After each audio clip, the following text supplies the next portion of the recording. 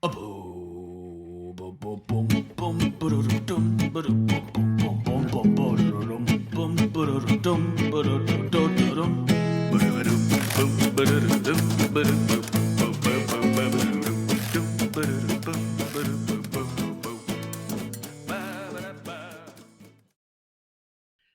and welcome to another episode of Breaking Mayberry, a podcast about your Spotify Wrapped. Your Spotify Wrapped. It's Spotify Wrapped season, baby. Did you get yours today, Dan? I did. It's time. Fine. It's time for the discourse, right? It's time to do what the companies want us to do and talk about our Spotify listening habits on our social medias and podcasts. We have to do that now. I'm just gonna say, it's too fucking early, right? It's like this version of Christmas Creep. It's supposed to drop at the end of the year. It's December. What if I just completely change the fucking game over the course of the next month? What if I decide for the next 30 days I'm really into Wynton Marsalis, right? I'm gonna start listening. I've been saying December is the month I start listening to This American Life again. That's gonna completely change my whole thing, dude. All right? You can't just say that I'm a blank check guy all the way. Like, I'm gonna change. I'm gonna get better, Spotify, alright? I'm gonna stop listening to Kid Cudi so much. You can't lock me into this. My number one artist, to no surprise, is Carly Rae Jepsen, and my number two artist is Fountains of Wayne, and Spotify's just like, you haven't changed since 2012. And I'm like, someday I will. Someday I'll change. My number one most streamed song, though, is In Her Mood. So...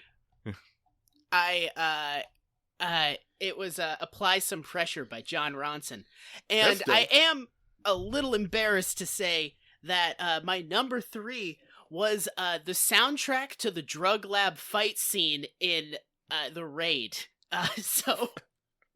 It's a dope fucking scene and a dope soundtrack. It's a sick scene, and I was listening to that while running every single time for like 2 months. I would want to talk about this, though. Breaking Mayberry fans, thanks for hanging out here with us and listening. We are there are 53 of you that have us in your top 10 Spotify. 37 of you have us in your top 5, and 11 of you we are your top podcast for, which, Boom! Really happy about that. But also, as Matthew McConaughey would say, those are rookie numbers. Got to pump them numbers up, baby. So tell your friends. What do we got to do to get in your top 5? What do we got to do to get Break Mayberry in your top 5? Talk to us. This is a give and take. Tweet at us, I guess. What we got to do to get up those numbers? What do we got to do? What do we got to do? Who we got to take out? Right? Yeah. We got to bump off the Pop Culture Happy Hour crew. Huh? Oh, they're fucking dead. We got to take out those fucks at Planet Money. I don't even know if Planet Money's still running anymore. You know what's going to happen is we're going to have to come for the big dogs. We're going to have to have boss battle the McElroys. We have actually killed a podcast before. We have gone on someone else's podcast and then that podcast stopped existing. So we do have a precedent. We can't do this. We've tasted blood. We've tasted podcast blood. We have been such belligerent guests on a podcast that they were like, maybe we shouldn't do this anymore. I'm not going to talk shit because I think they're still listeners, but that was a miserable experience. Oh, yeah. Anyway, yeah, thanks for listening. Thank you for feeding Spotify your data to come back to us. That will then go to advertisers. All right, that's it for me. Dan, you have a story? You have something you want to say about something, me? Yes. Okay, so... I got married a couple of months ago, and I have been sort of intermittently receiving wedding gifts. Several of them have been very nice, and my new aunt, by way of marriage. So your wife's aunt. My wife's aunt. She does all of her. She's a very sweet lady. She does all of her shopping via QVC, and she got me a gift a couple of weeks ago, and she was like, I'm sorry I ordered this for you, but it turned out to be a woman's watch, so I have to send it back. And I was like, that's fine. And this weekend, she the present came, and I'm like, okay, cool, I'm getting a watch. That's cool. I always enjoy having a new watch, regardless of how nice it is. And open the box on Thanksgiving Day, and what I take out are these. Oh dear God. Yes. Oh dear God. Hang on a second. I'm gonna go ahead and do a Control Shift Alt print screen. We're gonna go ahead and take a screenshot for the Discord. Folks, Dan is wearing sunglasses that how do I describe them? Are those bad boys polarized so that you can see fish? This is Dan literally looks my like, first time putting them on. Casky Man, did these sunglasses come with an F-150? Marty, I'm going to tell you what they do come with. If you can zoom in on my ears here. Wait a minute. Do they have built-in Bluetooth earbuds They have sticking out of the earpieces? Yes, they have built-in Bluetooth earpieces. Take another fucking screenshot. Hey, hang on a second. I'm gonna have to do some fucking. 1 second, I can't hear you because I have the Bluetooth earpiece in. Fucking banana phone bullshit. Banana in my ear. Hang on a second. I have to save this screenshot first. Save as Dan looks like a douche.png. 1 sec. I put these on and I immediately got an email that I'm now being investigated for police corruption. I don't remember beating somebody during a roadside stop, but apparently I'm now on trial for it. Just by virtue of putting these things on. Man, it's weird. I can watch the Punisher skull tattoo appear on your forearm in real time. All right, look, give me a profile view so that I can get a shot of these bad boys. Jesus Christ! Control Shift Alt print screen. Oh my God, dude, this sucks.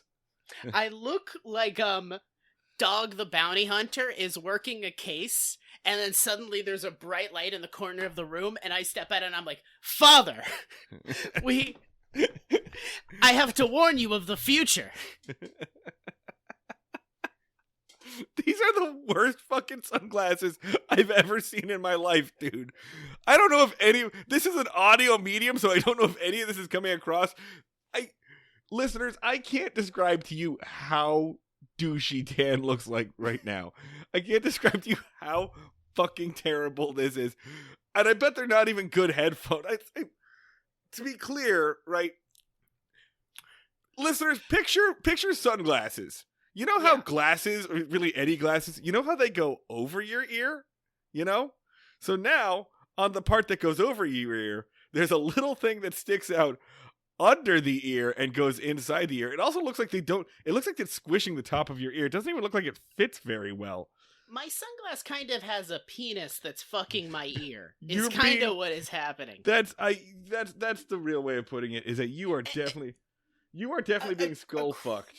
A crucial detail is what the glasses look like, which is have you ever been at a family barbecue and a family friend shows up and it's a dad who might say some racist shit? Yes. And he's wearing it's the sunglasses that a douchebag puts on the back of his head when he's not wearing them. Yeah, no, I mean, it's weird, dude.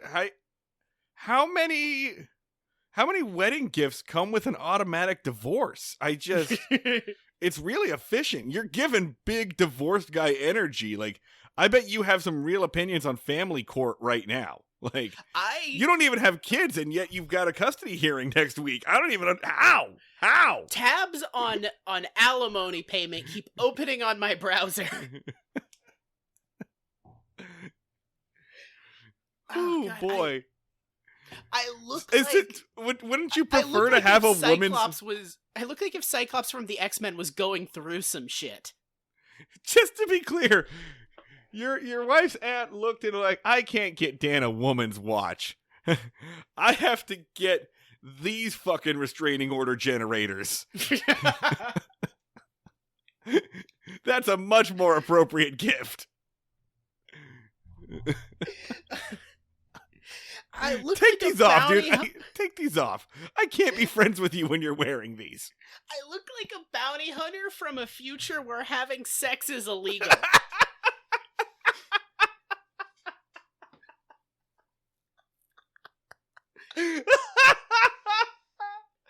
Oh, fuck, dude. We're going to post a link to the QVC website where you can buy a pair of your own. Oh, man. Oh, I'll find a brand. This is not a joke. We have a legitimate sponsorship deal in the works right now, and I can't wait for them to listen to this episode. Yeah. Be like, sure hope they like our fucking product, because they are merciless. Okay, let's talk about the Andy Griffith Show. That's what this show's about. Today's episode, we might do two, but we've got a big one right up front, and I'm just like, this is for us, it was the big one. Let's just get this out of the way real quick. So, this is the one where Andy explains why he doesn't carry a gun. And this is like a big thing that gets brought up. And Dan and I probably saw this in like a Twitter post, a clip out of context, like the speech he gives where he explains his reasoning. This is that episode. It is not the episode entitled Sheriff Without a Gun, although that title does come up here. And so it's like a canon event, I guess, for us. You know, it is. This is the origin. One of the Breaking Mayberry origins, yeah. To retell our creation myth, this clip that Marty saw on Twitter was about how it was about Andy not wanting to carry a gun, and Marty saw Bill O'Reilly talking about how much he liked the Andy Griffith Show. And Marty said, well, I bet we'll watch the Andy Griffith Show and it'll make Bill O'Reilly furious. And then this show was born. And then we were wrong. We've said it before. Advantage O'Reilly. Yes. He is racking up the W's. He just regularly... In this only. Only in this battle. We have to edit out all the times that Bill O'Reilly has shown up to our studio and called us cucks. Like, it is basically once a month. How does he keep getting my address? I've moved 3 times since we started this. He keeps getting it, man. I don't know. It's kind of impressive. But yeah, so, I feel like the way this episode goes, we could, if we want, end the show right here. We could just say it's done. We did the journey. We did the story circle. We did Joseph Campbell's journey. We have done it. We have gone there and back again. And we could close the little book at the end of Lord of the Rings and be finished and have told a complete story. We're not going to, but we could. I should say this, right? Like, let's just get this out of the way. Folks, it sucks.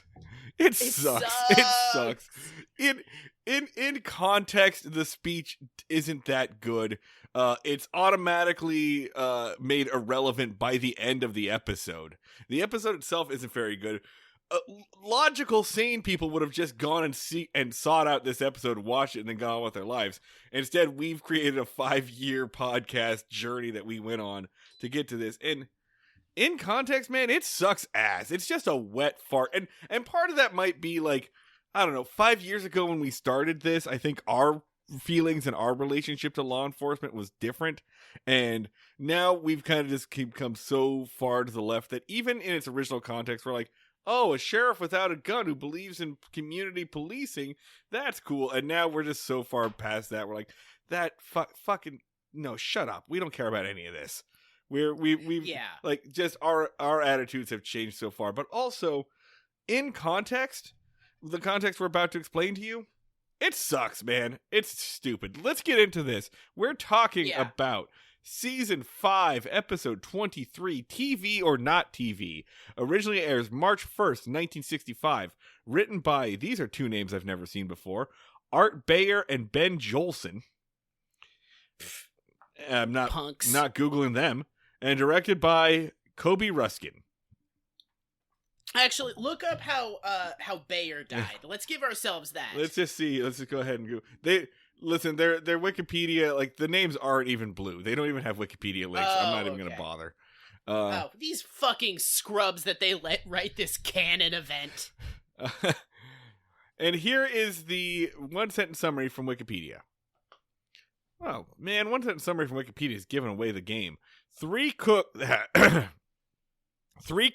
posing as TV producers attempt to take advantage of Mayberry's sheriff without a gun by robbing the bank. Okay, so we keep saying the phrase sheriff without a gun. We keep saying it that way.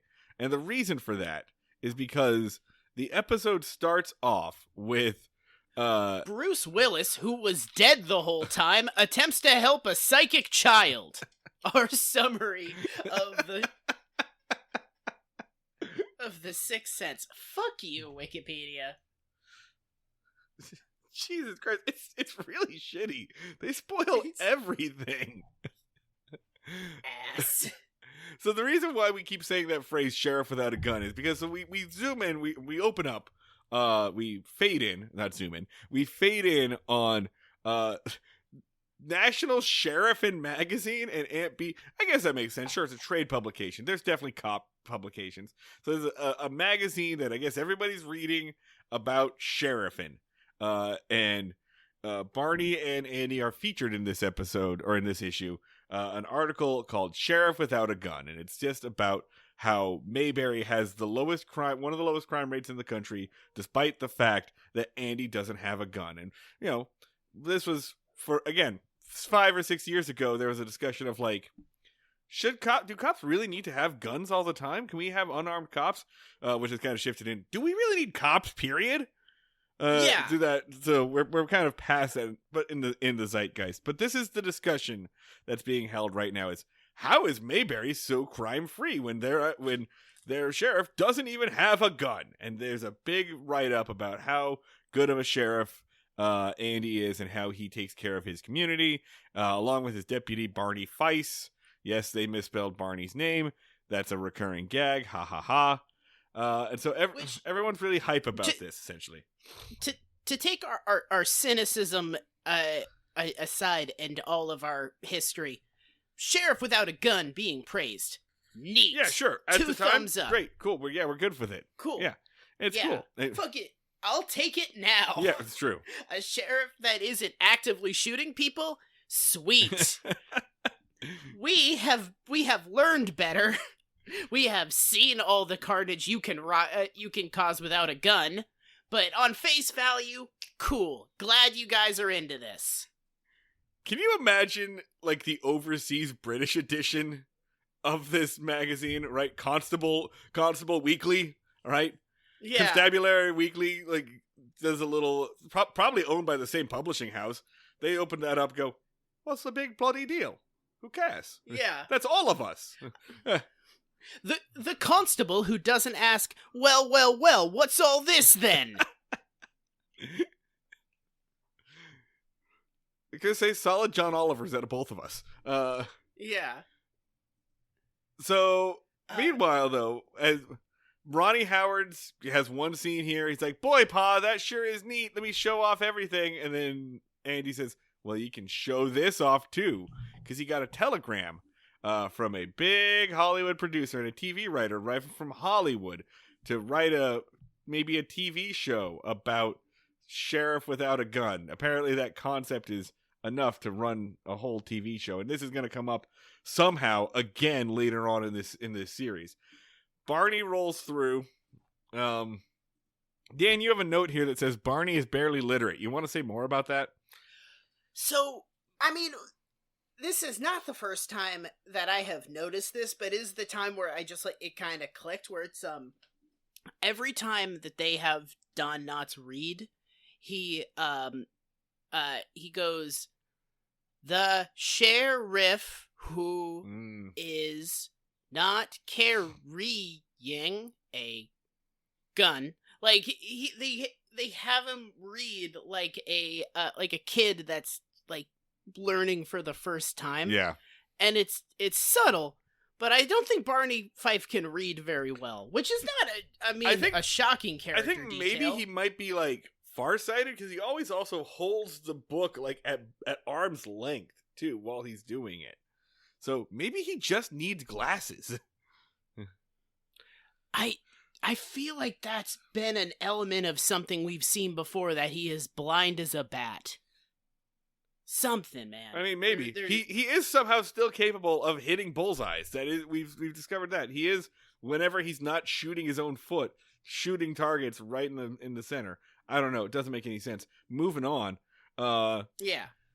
Barney is like, he's upset about the article thing, or he's upset that they didn't spell his name right and that he didn't know about the article as soon as it showed up. But then Andy once again is like, yeah, well, check out this telegram from Hollywood, and Barney gets excited again. Which, to be fair to Barney, I'm tossing out a lot of to be fairs.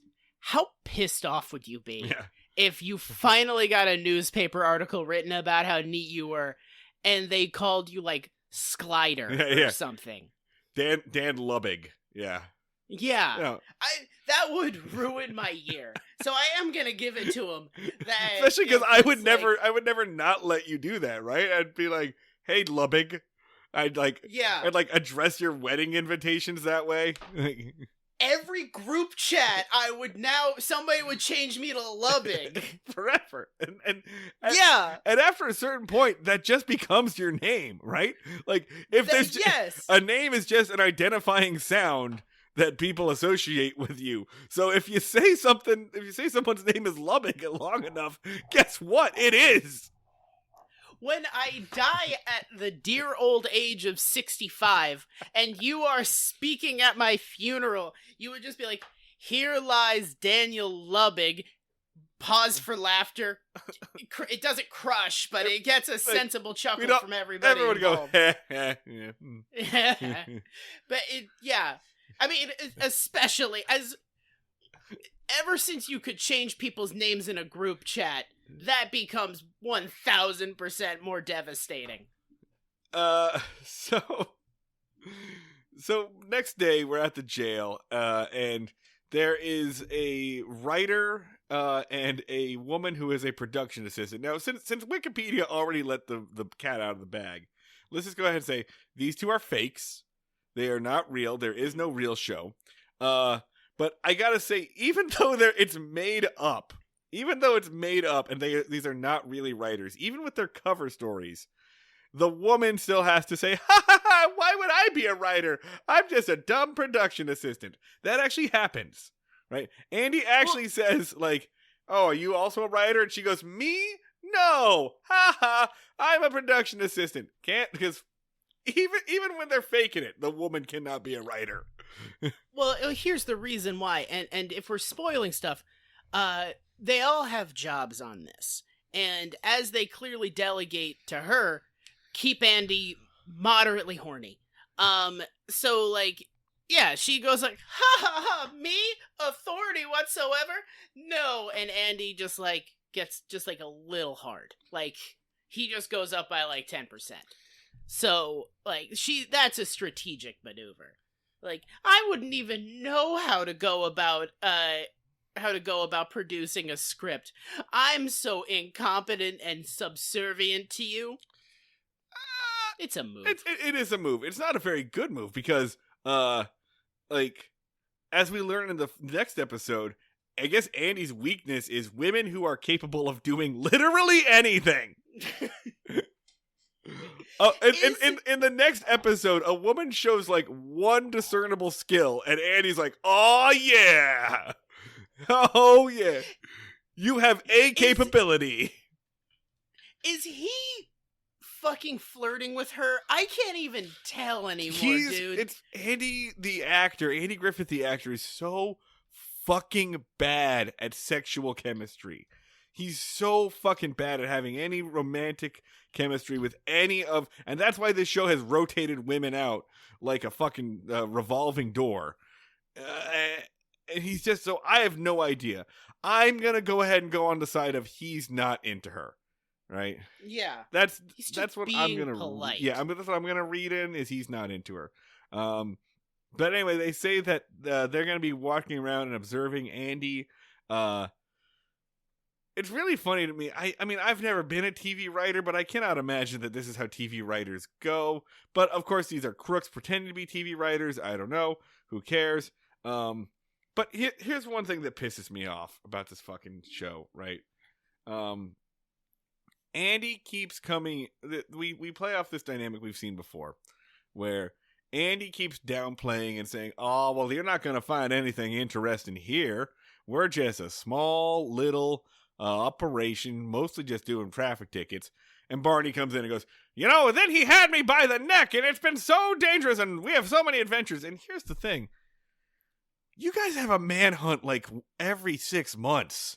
I'm so sick of this bullshit. I'm so sick of this. We're just a small town, and we don't have any crime. Fucking, what are you talking about? We've done so many manhunt episodes.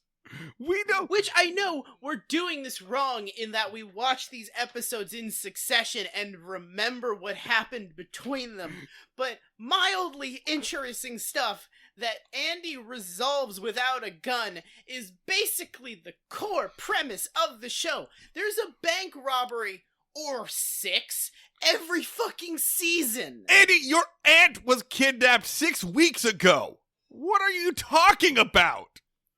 Yeah, like, day to day, yeah, you're writing fucking parking tickets, but we have, 200 episodes of you getting into noticeable antics? How many times, when Barney walks out of the room and he's saying, and then he had me by the throat, there's like 3 possible criminals that could be talking about. There's like 3 people who have taken your partner hostage. This happens all the time. Knock it off with this, I'm just a podunk sheriff thing. Honestly, at this point, I have to believe the only reason why Mayberry has such a low crime rate is that Andy's the illiterate one, because he doesn't file any fucking paperwork. He's never written any of these escapades down, ever. So, it is like after every episode, like, everybody gets neuralized, because that's the only explanation for how they, like, Barney. You know what? You know what would protect them from that? If everybody went to QVC and got a pair of your sunglasses, my man. Pair of 6 sunglasses. That would protect them from the little flashy thing. They'd all have their memories. Looks like there's 4 lenses on this sumbitch. But, yeah, it's like at the finale of this show, Andy is just gonna be like, "Hey, did y'all ever notice that there's a bunch of lead paint in our water? Should we resolve that? Is that why I've been having headaches for the last 10 years?" Barney walks in. Hey, Andy, check out this cool thing I got at the hardware store. It's a CO2 detector. Oh boy, it's lighting right up like a Christmas tree.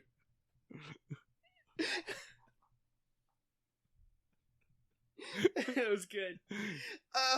Lies about being in violent conflicts. I did skip 30 seconds. Does at this he? point because He's not lying. He's probably not lying, but all right, keep going. Well, he is lying, but also telling the truth more than the person telling the truth. It's like an old-timey riddle. Yeah, so I skipped 30 seconds at this because I'm sick of his shit. Justifiable. Yeah. So they do, Barney has a name for his gun, which he has named Old Roscoe, the Persuader, and the Blue Steel Baby, which, Blue one Steel. of those is good. Did you also do that in an Elton John voice? In Blue Steel baby. Yeah.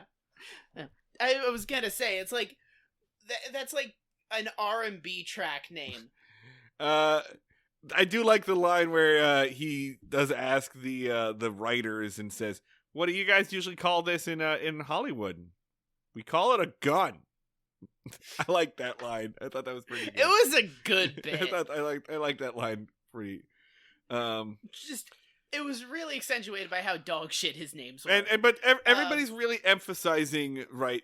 Barney carries a gun, Andy does not. We're all talking about the sheriff without a gun. And here's where Andy says the thing. Andy says to the assistant that I'm going to say it now. I'm going to look for the clip and put it in here. Tell me, Sheriff Taylor, why don't you carry a gun? Oh, I don't know. When a man carries a gun all the time, the respect he thinks he's getting might really be fear. So I don't carry a gun because I don't want the people of Mayberry to fear a gun. I'd rather they would respect me. That's it. That's the line. This is the context for it. I don't want them to fear my gun. I want them to respect me. At which point, Barney, I feel like, should say, I'm right here. Yeah. I can hear you. Which, like, every step of what Andy is saying here, they are here to film the show Sheriff Without a Gun. And Barney is like, I'm part of this. I'm super excited. By the way, I hate the premise of your show. I actively undermine it at every conceivable opportunity. I'm going to explain why he should have a gun and why I'm better than him for having a gun. This was a fucking campaign issue 2 weeks ago. 2 weeks ago, yeah. You got on a stage and you told the whole town that you thought that him not carrying a gun was a reason why he should lose his job. Yes. What the fuck? He is the entire time trying to snake this TV deal from his dear friend of being like, what if instead of it being the sheriff that without a gun, it was called the deputy opening fire? Can we also just say, look, I have watched, admittedly, not a ton of 60s cop shows like Dragnet, and there was a show that was just called LAPD at that point, which was just literally the Los Angeles Police Department paying off NBC to make them look good after the Watt riots. But I can't imagine that at that point, television shows were literally just cops shooting people for 45 minutes, right? Like, how is it that unique that the idea that a cop without a gun, and yes, I know they're not really TV writers, but we don't know that at this point in the episode, like, that couldn't possibly ever fill up a half-hour TV show. Here I am, not having a gun. Oh, look at that situation over there. Handle it without a gun. As opposed to every other TV show in at the time, which was just cops just opening fire into buildings for 30 minutes. I assume that's what this had to have been for this to be unique or novel at all. Shut up. All right, here's my rough guess of what a 60s cop show I've seen is. Dragnet. There's no shooting in Dragnet.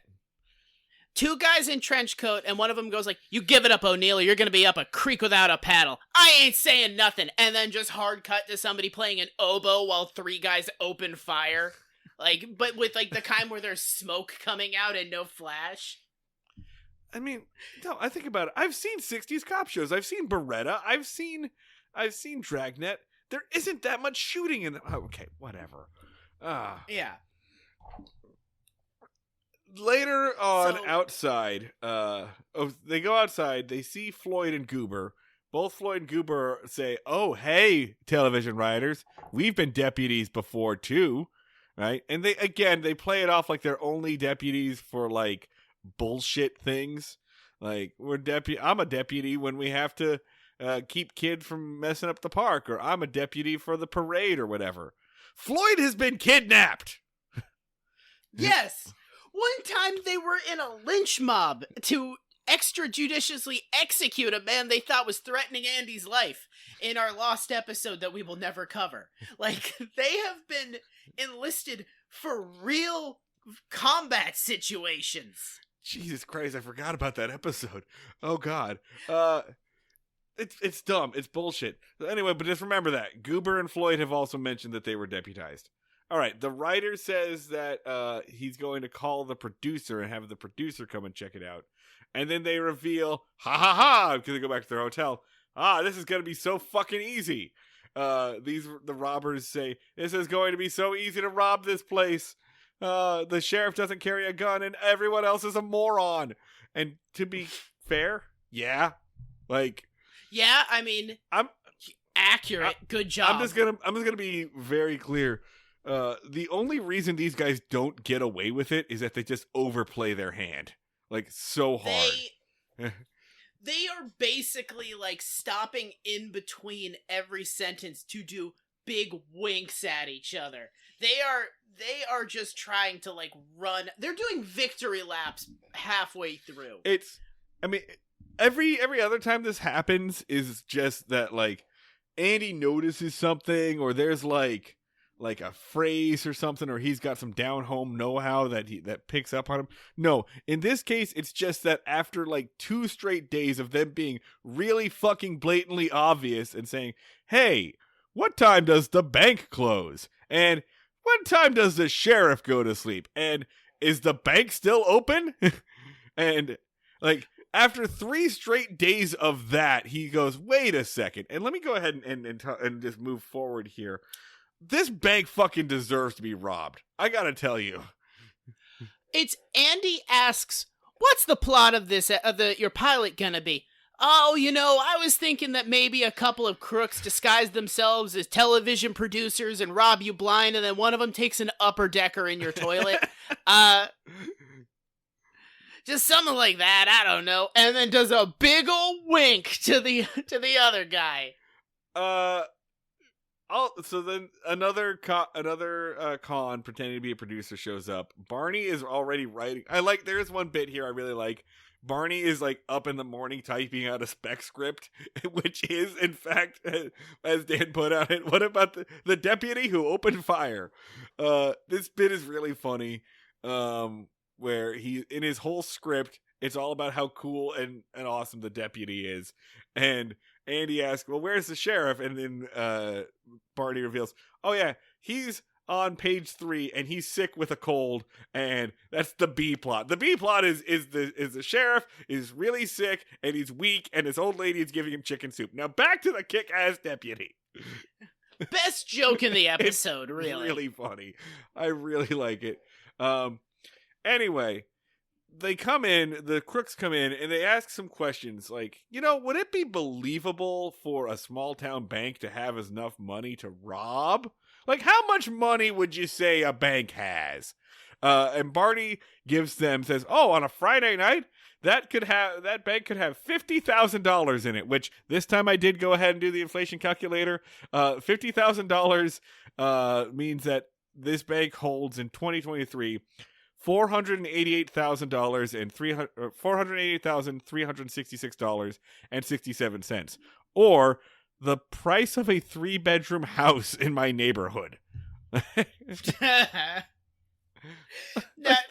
sure you're not aware of that for any particular reason. That's just the cost of a house. Yeah. I mean, but to be fair, during a time of economic prosperity, they could have bought like 7 houses for that. That's true. They were living in a time of not crushing late stage capitalism. And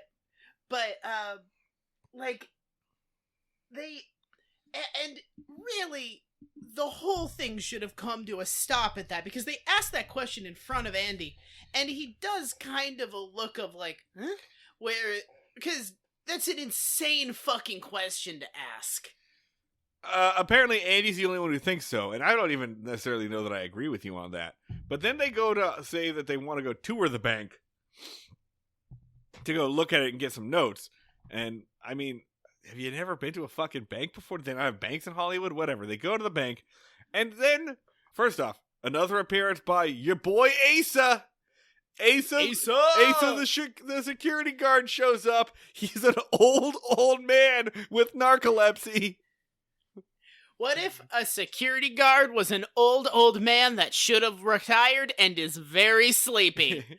Boy, do we have a character for you. I love Asa. He sucks at his job so much.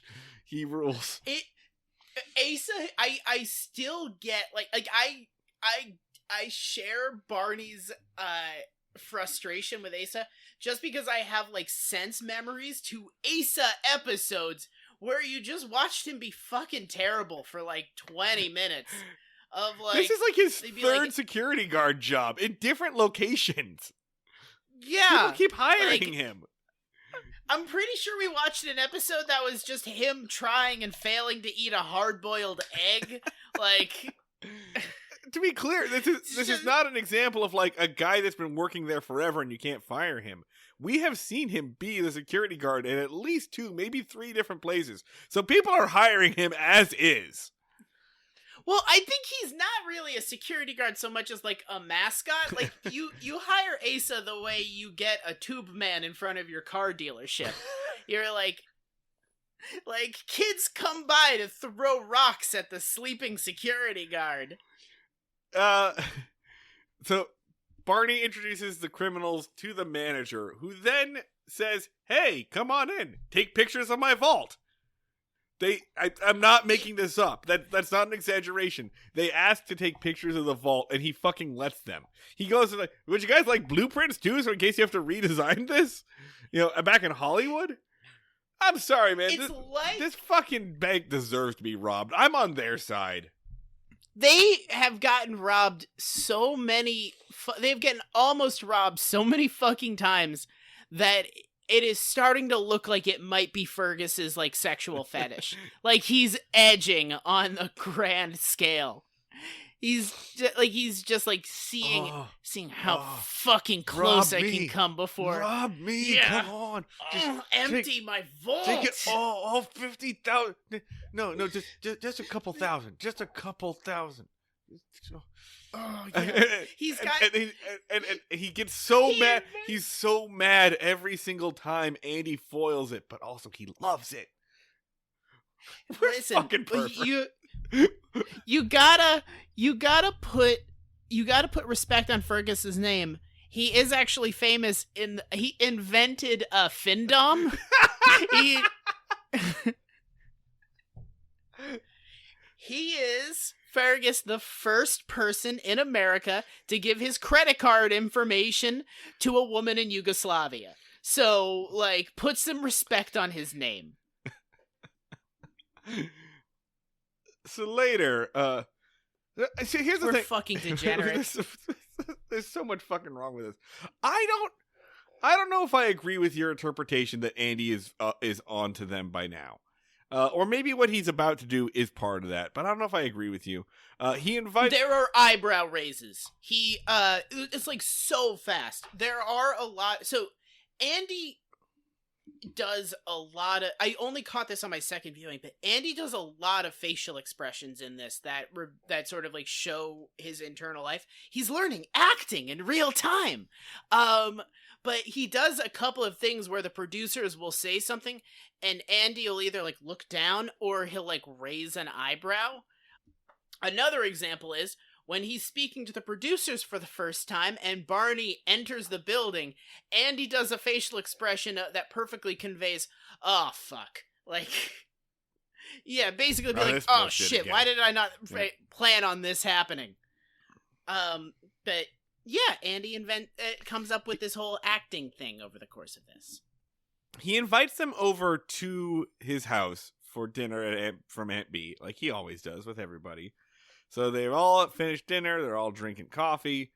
They rehash the thing about Andy not carrying a gun. They also, there's a little wink and nod meta narrative where Andy Taylor is saying, "I don't want to be on TV. I could never be on TV. I'm scared of the camera." Yeah. Wink, wink. There is a reveal. Aunt B says, "You know the only reason why he doesn't carry a gun is because he thinks it makes him look fat." It's not. It's not it, but specifically it's that he feels lopsided. He feels too heavy on one side. Which, I mean, yeah, sure. No, it's so heavy, it is. Yeah. Although it feels like if that's the case, then all you really do is sheriff with 2 guns. Like, it feels like there's an easy fucking solution to that. Okay, no, you're pause. We do need to slow down. You are underselling it. He does not wear a gun as revealed by Aunt B because it is too heavy on one side of him. So he just feels like it's kind of awkward, which we have, again, this could be our finale. For so long, we have thought that not carrying a gun was a moral or principled stance by Andy Griffith, that he was just understating. And but every time it's come up, Andy's been like somebody's been like, "Andy Griffith, why don't you carry a gun?" And he's been like, I don't really want to. You know, doesn't really seem like I need to, so I don't really feel like it. And we've been like, oh, well, you know, he just hasn't given it away yet. He's gonna do his big speech one day about how guns are bad. And it turns out he was telling the truth the whole goddamn time. He really did just feel like it. it's mildly uncomfortable and nobody has made me do it. Like, that's it. It's been there in front of us the whole time, Marty. We thought he was just being modest and understated. This dude sucks. He's been shit the whole time. The one thing we gave it to him. The one thing. It wasn't even on any form of principle. It just made his pants hurt.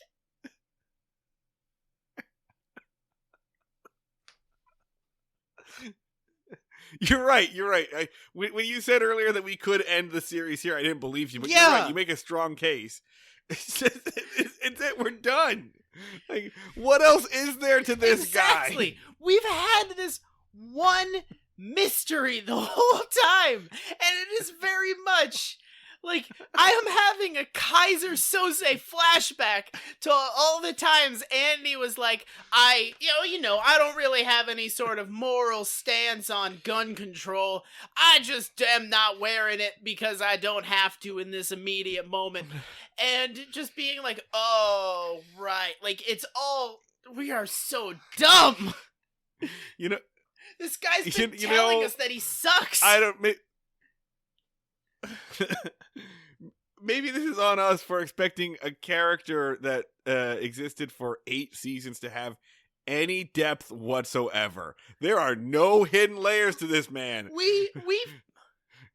Nuance wasn't invented until Norman Lear showed up, man. We dug all the way to the center of the earth on this motherfucker, and guess what's at the core? Soil! The shit that was up there at the top!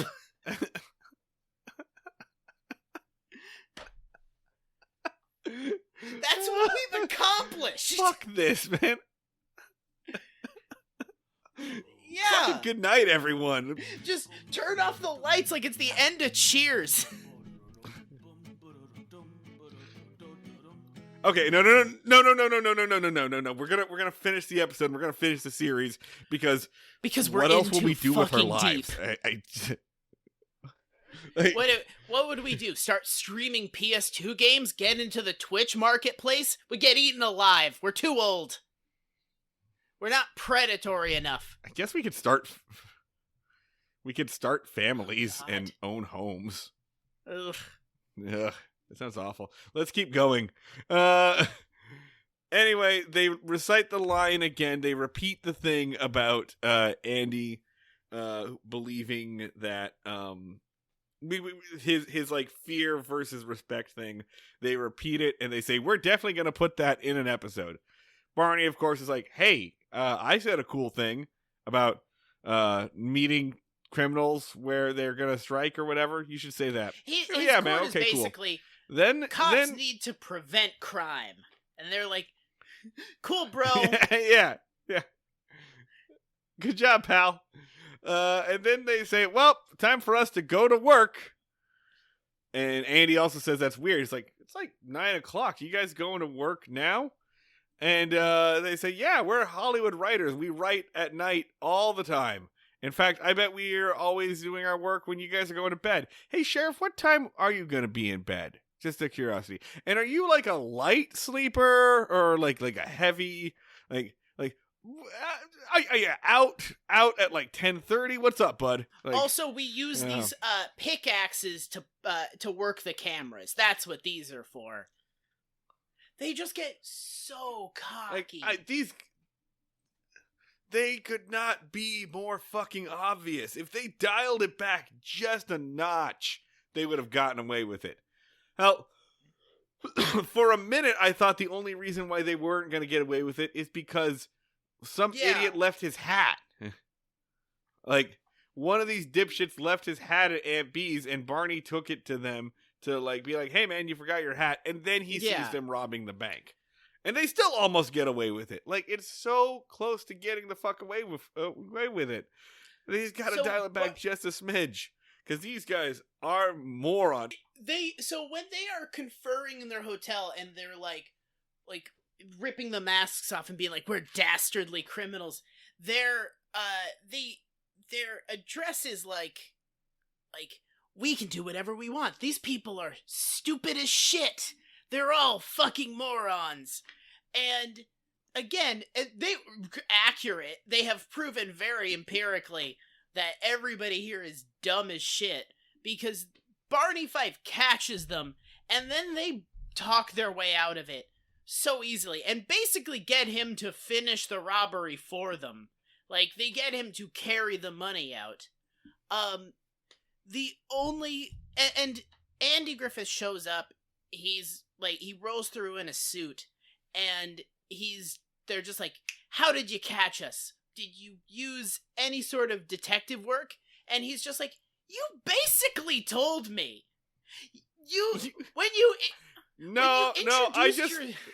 I just thought about it at all. You introduced yourself. You said your name was Rob Yearbank. Like, fucking, I'm not a moron. I have basic sense." And they're like, "Ah, damn it." Then he's just, yeah. All right. I need to call a podcast timeout here. I'm so fucking happy that we're on mic for this. Dan, I'm about to tell you something amazing. Henry Kissinger died. Hey! Dude! Oh yeah! Oh, fuck yeah! Got him! Burn in hell! Burn in hell! Fuck you! And let me tell you how I know this is because I got a Discord blip from our friend Jeremy in our fucking fantasy football league that just read, "Get," in all caps, "Get fucking wrecked Kissinger, party emoji, firework emoji." Oh, Cambodia outlasted him. It was starting to look like it might not happen. Oh! Ladies and gentlemen, we got him. Yeah! Woo! John Cena make the announcement. He dead. Yeah! He dead. God has captured and compromised to a permanent end Henry Kissinger. You know what is really fucking unfair about this situation right now? It is 9:30 at night. It should be 11 a.m. so that I can immediately leave work and just say Henry Kissinger died. Fucking stop me. I'm not going to work tomorrow. Fuck no, this. It should be a national fucking holiday. We're not doing a twofer. I thought we were going to do 2 episodes. No, we're wrapping this shit up because Kissinger's dead. Kissinger's fucking dead. Yeah. Fucking dead. We gotta go. Yeah. Have you seen a picture of him in the last 2 years? Because it was starting to look like how close to death can a person physically be without dying? Because he looked like he looked like jelly that was just that you had just left out for a long period of time, and it was just slowly he was starting to be flat. It looked like he didn't have bones anymore. One time I saw a picture of a bunch of Muppet faces from the production of Labyrinth that had been left in a closet and just rotted and had rats chewing on them, and so like Hoggle from Labyrinth, but half of the face is gone and has little moth holes and everything. That is what Henry Kissinger looked like since 2014. That is where he has been. That's where he has been. And so we've just all been waiting for this. And listen, Patreon subscribers who are hearing this, you all know this because if you're Patreon subscribers, you get this. But it's not possible to be too mean to this man. He was an evil, evil person, and all of our lives are worse for his existence. Yes. Oh, I'm so fucking glad we were on mic for this. Oh my god. How are we going to go back to wrap up the episode? I don't know. I don't fucking know. I honestly, all right, we'll do the edit point back in and it'll just still be us yelling about how Henry Kissinger is dead. Fucking. How did he die? Was it screaming? I'm sure it was peacefully. No, I'm going to say it wasn't. Henry. Listen, hey. Listen, I want people to know this is true.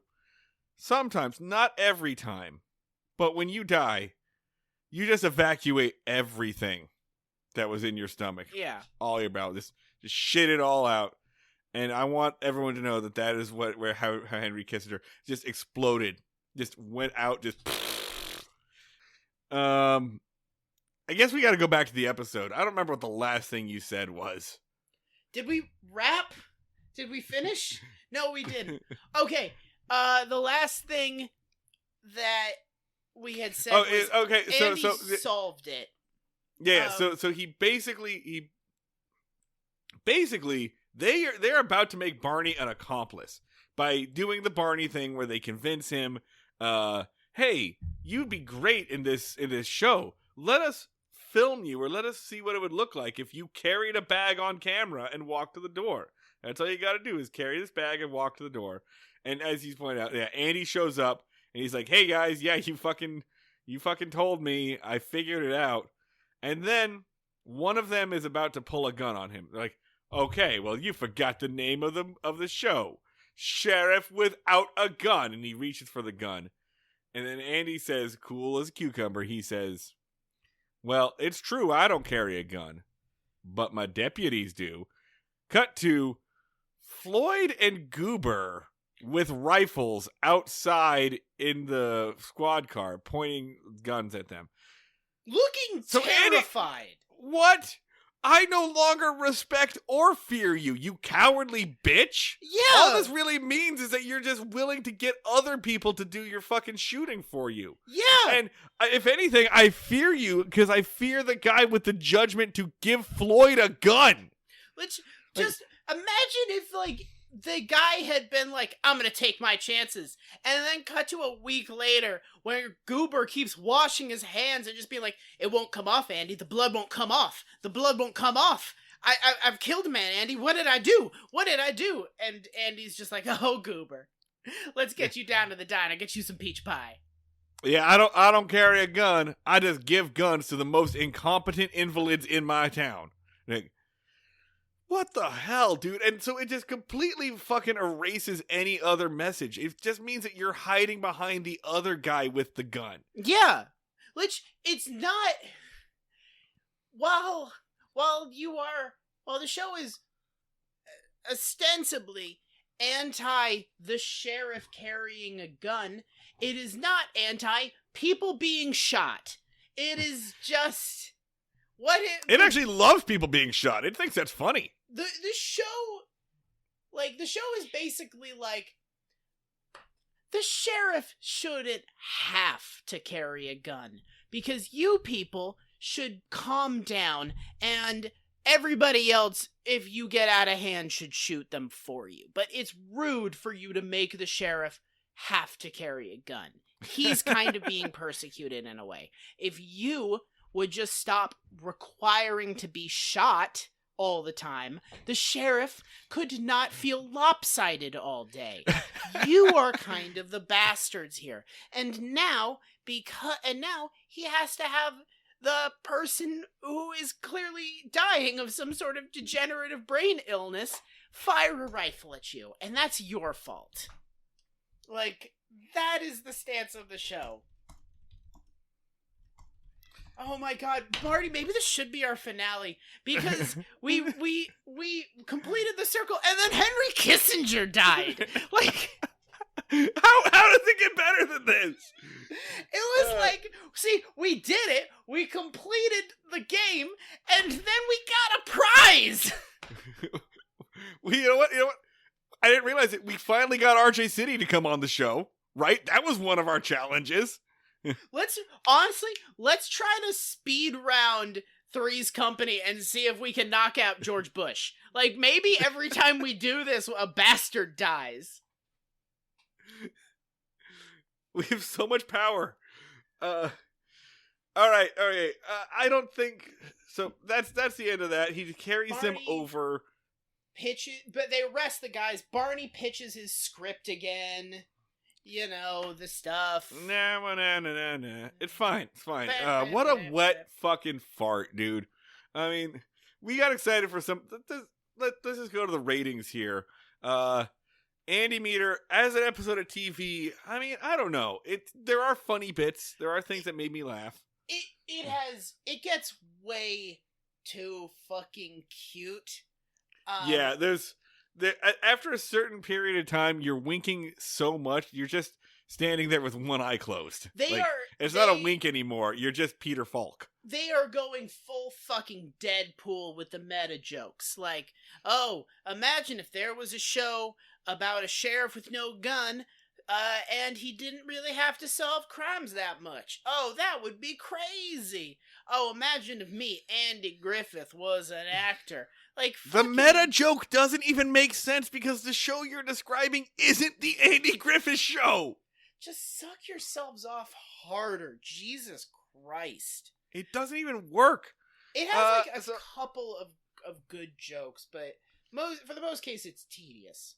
6? I'm going to put it at a 6. I'm going to put it at a 5. Okay. Works for me. Barney Meter, which is, like, at this point, just asking for death, just, like, on hospice care. Yeah. Like, there's no, like, offensive, like, this didn't do psychic damage to anyone. It does, because it addresses the whole should sheriffs be armed thing. And it says, here is the ultimate case for an unarmed law enforcement officer, and it just goes like and it's just like, well, don't worry, there's another guy with a gun right over there, so don't worry about this pussy. Like, it is staunchly pro-armed cop. It is pro-cop. But not this guy. All right, yeah. Psychic damage. It's pro-gun.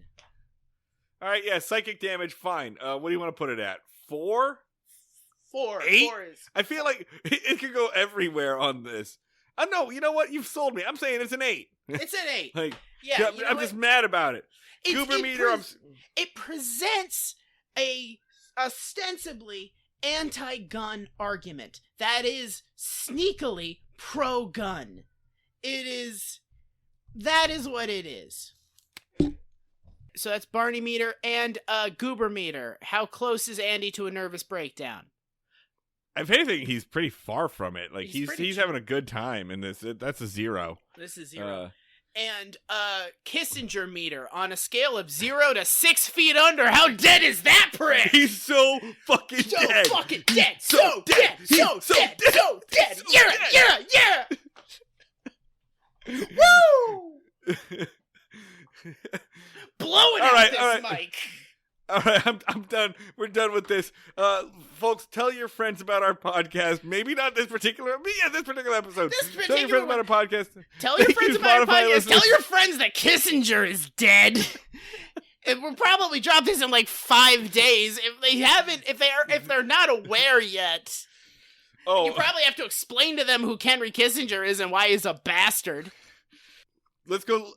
One of my top podcasts of the year was Behind the Bastards, and they've got lots of stuff on Kissy. Yes, thank you everyone for listening. Tell your friends. We'll see you all down at the fishing hole.